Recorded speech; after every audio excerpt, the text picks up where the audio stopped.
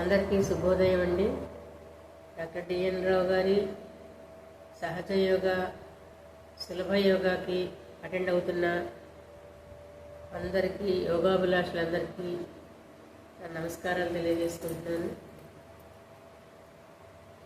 ముఖ్యంగా నేను ఈ గ్రూప్లో జాయిన్ అవుతున్న వారికి, యోగా క్లాస్కి జాయిన్ అవుతున్న వారందరికీ కూడా నేను ఒక విజ్ఞప్తి చేయదలుచుకున్నాను.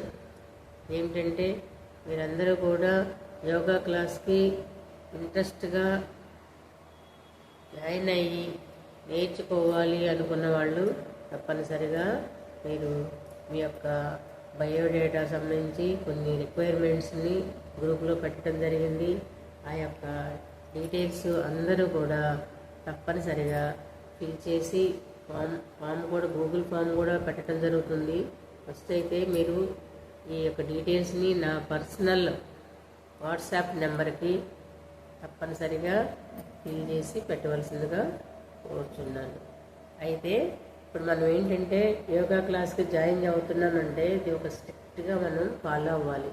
చెప్పిన విషయాలు ఏవైనా సరే స్ట్రిక్ట్గా ఫాలో అయ్యి మనం రెగ్యులర్గా క్లాస్కి మాత్రం అటెండ్ అవ్వడం అనేది తప్పనిసరిగా మీరు చేయగలిగితేనే యోగా క్లాస్కి జాయిన్ అయితే మంచి రిజల్ట్స్ అనేవి వస్తాయన్నమాట.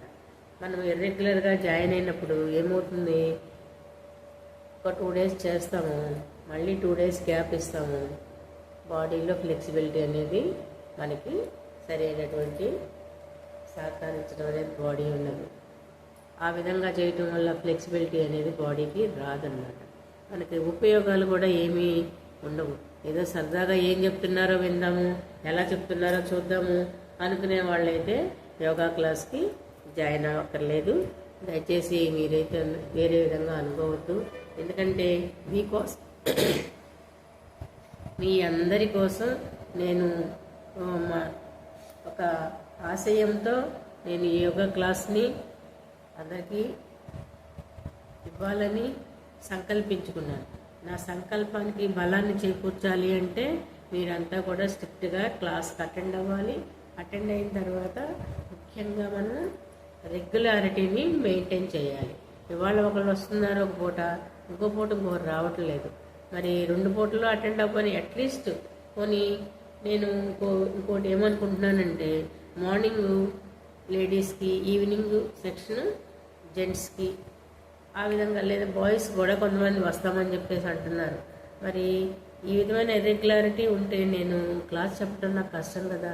పైగా మళ్ళీ మనం ఇవంతా సిస్టమ్ని మనం అప్డేట్ చేసుకుంటూ ఉండాలి.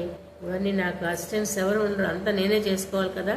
నేను పొద్దుటే అందరూ క్లాస్ కోసం అని చెప్పేసి నేను 4:30 కల్లా లేచి తయారవుతూ ఈ సిస్టమ్స్ అన్నీ రెడీ చేసుకొని కూర్చుంటే నాకంటే ముందు మీరు వచ్చి కూర్చొని నాకు ఇంకా హుషారు వచ్చేలాగా నన్ను మేడం జాయిన్ అయిపోయాము ఫోన్ చేసి చెప్పటము, లేదా అడ్మిట్ ఇవ్వండి అని అడగటము, ఇలా చేయాలి.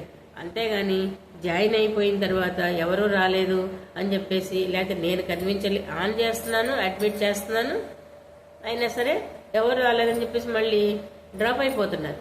మరి అది కరెక్ట్ కాదు కదా. అలా చేస్తే మళ్ళీ నేను వాళ్ళని అడ్మిట్ చేసుకొని మళ్ళీ చేయాలి అంటే నాకు చాలా ప్రాబ్లం అయిపోతుంది కదా. దయచేసి ఇది ఎంత అర్థం చేసుకోండి.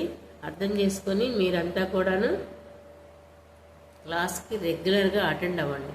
21st వరకు మనం ముందు 21st వరకు ఈ విధంగా మనం ఈ క్లాస్ని తీసుకుంటూ బాడీని ముందు ఫ్లెక్సిబుల్ చేసుకుందాం. ఫ్లెక్సిబుల్ చేసుకోవడానికి ఫస్ట్ ఏం చేయాలి అవన్నీ కూడా నేను చెప్తున్నాను.